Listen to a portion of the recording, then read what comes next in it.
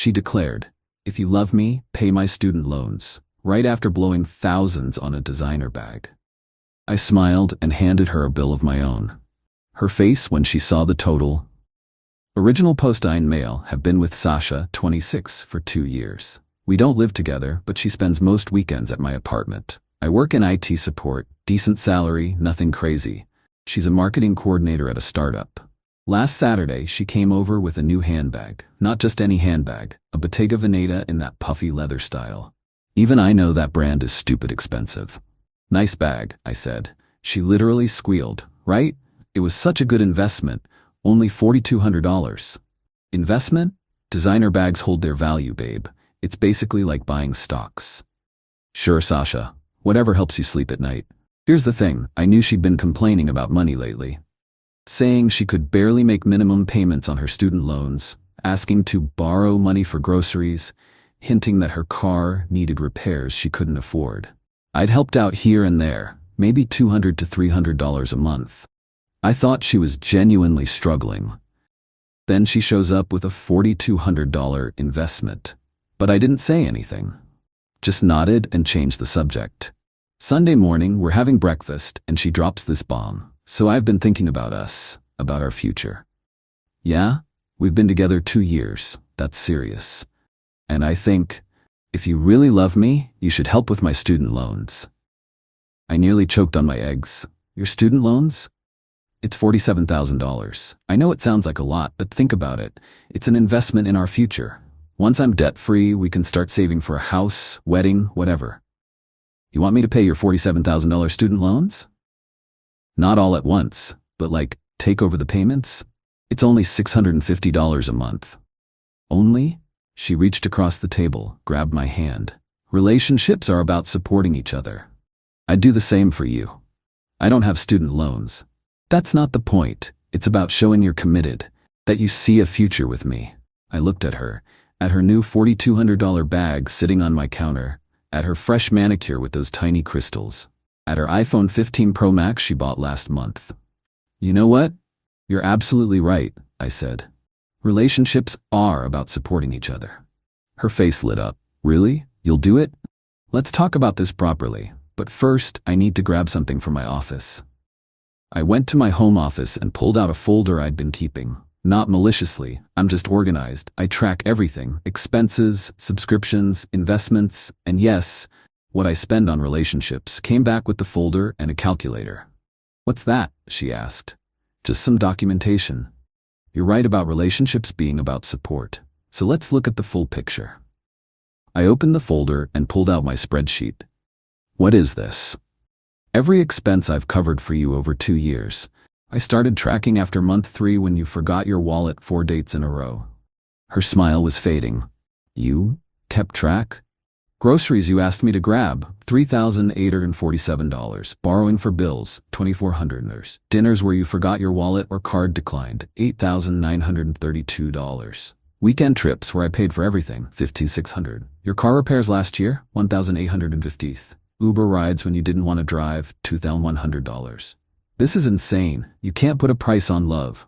"I'm not. I'm putting a price on support." Continuing. "Birthday gifts, Christmas, Valentine's, random just because gifts, $4,300. Subscriptions you use at my place but don't contribute to, $720 per year, so $440. That time you needed emergency money for your friend's bachelorette party, $800.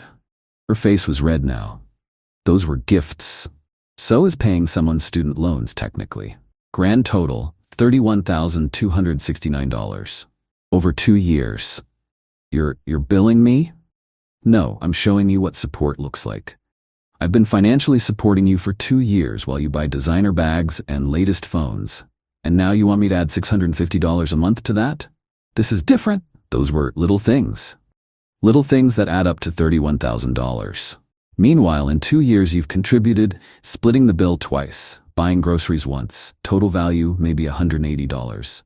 She stood up, furious. "I don't make as much as you. You make $65,000 a year. That's not poor. You just spend it all on yourself. How dare you track this? It's abusive." "Is it? Or is it just math? You want me to pay your loans because relationships are about support, but you've been taking support for 2 years while buying luxury items. She grabbed her bag, her $4,200 bag, and stormed toward the door. You're supposed to want to help me. I have been helping. $31,000 worth, but apparently that's not enough. You need another $47,000. If you loved me, you wouldn't keep score. If you loved me, you wouldn't keep taking. She slammed the door. I sat back and finished my coffee. Cold now, but still satisfying. 20 minutes later, my phone exploded with texts. Sasha, I can't believe you've been tracking everything like some psycho accountant. Real men don't nickel and dime their girlfriends. You probably even counted the coffee I drank at your place. Actually, I didn't, but now I'm curious what that would add up to. Update 1, 1 week later. The entitlement escalation has been astronomical. After the Sunday incident, Sasha went radio silent for 3 days. I figured we were done. Started to feel a bit sad, NGL. 2 years is a long time, even if she was bleeding me dry. Then Wednesday night, she showed up at my door. With her mother, Patricia. We need to talk, Patricia announced, pushing past me into my apartment. Sasha followed, wouldn't make eye contact. They sat on my couch like they were conducting an intervention. Sasha told me about your little spreadsheet, Patricia started. I'm appalled, okay? Relationships aren't transactions. You can't itemize love. I didn't itemize love, I itemized money. Same thing. When you're with someone, you share, you support, you don't keep receipts. Interesting perspective. How much have you contributed to Sasha's student loans? Patricia's face tightened. That's different. I'm on a fixed income. And I'm on a fixed income too. It's called a salary. You make good money, which I budget, and $31,000 of that budget went to your daughter over 2 years while she bought designer goods. Sasha finally spoke. I showed you the bag because I wanted to share my happiness with you. You shared your happiness, not the bill. Patricia pulled out her phone, showed me a photo. You see this? This is my daughter in college, working 2 jobs to pay for her education. She deserves someone who appreciates her sacrifices. I'm sure those were hard times. What was her degree in? Communications, Sasha muttered. And those 2 jobs? Retail, coffee shop. So standard college jobs, and now she makes $65. Sounds like the degree worked out. That's not the point, Patricia snapped. The point is she shouldn't have to struggle with debt when she has a partner who could help. She's not struggling, she's choosing designer bags over loan payments. That's when Sasha pulled out her own folder. Oh boy. Since you want to play accountant, she said, I made my own list. This should be good. Emotional labor. 2 years of listening to your work complaints. At therapy rates of $150 per hour, 3 hours per week average, that's $46,800. I actually laughed. You're charging me for conversations? Domestic labor, cleaning your apartment when I stay over. Minimum wage 4 hours per weekend, 104 weekends, that's $6,240. You mean when you wash the dish you used? Social coordination. Planning dates, maintaining our social calendar. Event planner rates. The dates I paid for? She kept going. Style consulting, helping you dress better. Personal shopper rates at $75 an hour. You told me my shirt was ugly once. Sexual intimacy, the average escort charges. Nope, stop right there. Patricia looked uncomfortable. Even she knew that was too far. Sasha's total came to something like $87,000 for existing in a relationship. So you owe me money, she concluded triumphantly. Counter-argument, I said. I don't accept any of those charges. I didn't hire you for any of those services. You did them voluntarily as part of a relationship. I, however, have receipts for actual money spent. This is ridiculous. Patricia stood up. Sasha, we're leaving. You deserve better than this. This accountant? As they headed for the door, Sasha turned back. I'm keeping the things you bought me. They're gifts, legal precedent. Keep them, consider them severance. This isn't over. Narrator. It wasn't over. Thursday I got a Venmo request from Sasha, $43,500. The memo, services rendered 2022-2024. I declined it. Friday, she sent an itemized invoice to my work email.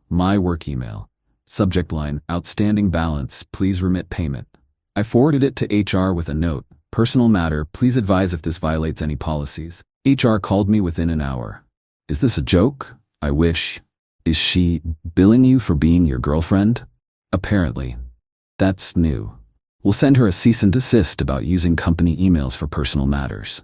Saturday morning, 8 a.m., my doorbell rings. It's a process server. Are you my name? Yeah? You've been served. Sasha was taking me to small claims court for $10,000, the maximum allowed. Her claim? Unpaid services and emotional damages. I actually smiled. Perfect. See, I'd been preparing since Wednesday. Downloaded every text, every Venmo request, every expense, organized everything chronologically. Even found her Instagram posts showing off designer goods while simultaneously posting about being broke. But the best part? Thursday afternoon, I'd had coffee with my friend who's a paralegal.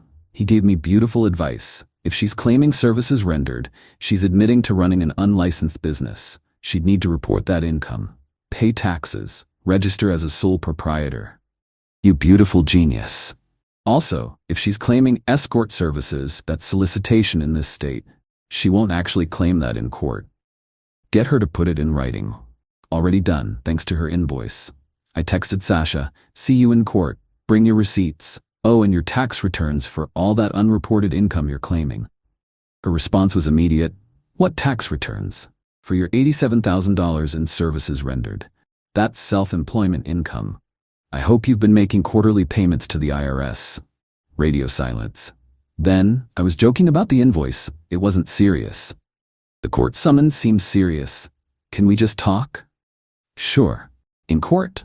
I'll drop the case if you drop your stupid spreadsheet. No deal. See you Tuesday.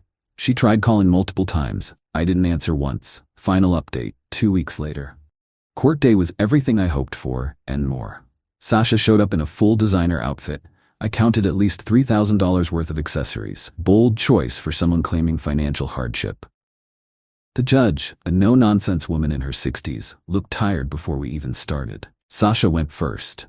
Your Honor, I provided extensive girlfriend services over 2 years. Girlfriend services? The judge already looked done. Emotional support, domestic help, social planning, intimate relations. Stop. Are you claiming you were employed as a girlfriend? Not employed, but compensated. It's standard in relationships. It's standard to bill for conversations and intimacy. I watched Sasha realize how insane she sounded. But she doubled down. He tracked every penny he spent. That's financial abuse. The judge turned to me. Is this true? I keep detailed financial records, Your Honor. It's how I budget. May I see these records? I handed over my folder. Receipts, bank statements, everything dated and organized. The judge flipped through. This is just expense tracking? Yes, Your Honor. And you claim this is abuse, miss? He used it to shame me. When I asked him to pay my student loans. The judge's eyebrow went up. You asked him to pay your student loans? Couples support each other. Are you married? No, but engaged? Not yet, but living together? I stay over sometimes. The judge looked at me.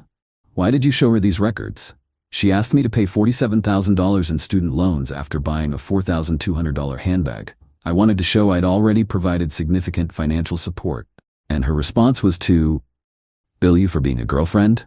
Yes, Your Honor. $87,000, including charges for conversation and intimacy. The judge actually rubbed her temples. Miss Sasha, do you have documentation of these services? I have my own list. She produced her folder. The judge read it, face completely neutral. You're charging $150 per hour for listening to him talk? That's therapy rates. Are you a licensed therapist? No, but then you can't charge therapy rates. Also, this would be income. Have you reported it to the IRS? Sasha went pale. It's not real income. It's just to make a point. What point? That relationships are transactional? That he owes me. For what? For my time. The judge set down the papers. Let me summarize. You asked the plaintiff to pay your student loans. He showed you records of money already spent on you. You responded by creating a bill for being his girlfriend, then sued him when he wouldn't pay. He's supposed to want to help me. Ma'am, he did help you. According to these records, $31,269 worth. That's over 2 years. That's $15,000 a year in gifts and support, while you were employed full-time. Sasha had no response. The judge continued. I'm dismissing this case. And young lady, consider yourself lucky he's not countersuing for harassment. Using his work email for personal invoices, that could be considered stalking. This is unfair. No, what's unfair is expecting someone to pay your debts while you buy luxury goods. Case dismissed. Outside the courthouse, Sasha was crying. Patricia was there, glaring at me. Happy now? Patricia spat. You humiliated her. She took me to court. How is that my fault? A real man would have just paid. A real partner wouldn't have asked. Sasha finally spoke. I can't believe you did this to me. To us? Sasha, there is no us. Hasn't been since you decided I was an ATM with boyfriend features. I loved you. You loved my wallet. That's not true. Name one gift you gave me in 2 years. She opened her mouth, closed it, opened it again. I gave you myself. And then billed me for it. I walked away. Haven't heard from her since. Well, that's not entirely true. Mutual friends told me she's been shopping the story around, trying to find sympathy, but it's hard to play victim when you sued someone for not paying your student loans while carrying a $4,200 purse. Last I heard, she's dating some crypto guy who promises he'll make her rich. Patricia apparently loves him. Good luck with that, Sasha. Hope he doesn't keep receipts. As for me, I took that $650 a month I'm not spending on her loans and bumped up my 401k contribution, an actual investment. And yeah, I still track my expenses. It's called being financially responsible. The funny thing? If she'd just been honest about wanting help, if she'd been grateful for what I'd already done, if she hadn't bought that stupid bag, I probably would have helped with the loans eventually. But entitlement is one bill I'll never pay.